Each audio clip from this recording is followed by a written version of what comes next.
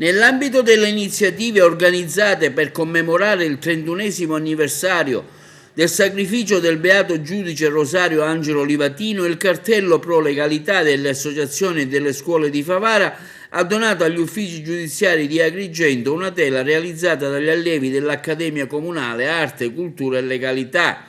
Si tratta di una tela celebrativa del ruolo della magistratura. Stamani la cerimonia di consegna. È una cerimonia particolare, è una cerimonia sentita perché viene sostanzialmente dalla popolazione, quindi dalla base, quindi dalla società civile.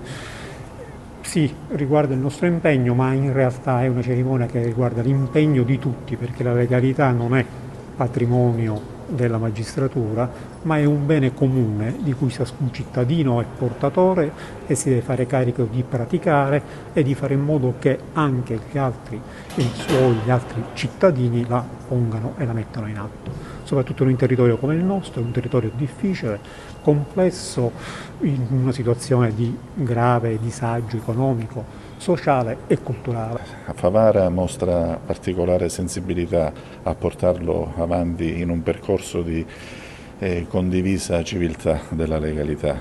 Infatti si celebra ogni anno, da 13 anni a questa parte, una manifestazione che coinvolge le forze, diciamo così, civili della nostra comunità, non solo quelle scolastiche ma anche quelle del mondo associativo, e ogni anno decretiamo un'istituzione madrina.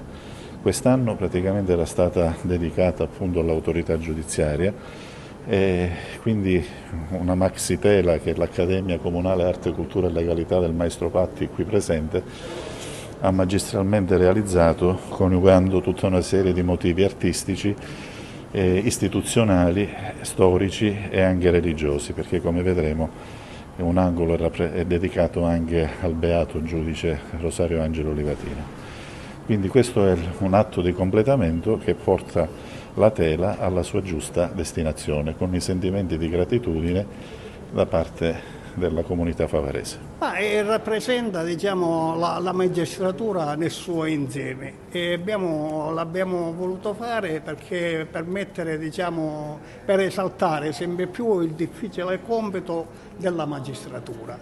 E questo è un desiderio che l'Accademia ha sempre avuto e finalmente oggi questo sogno si è realizzato.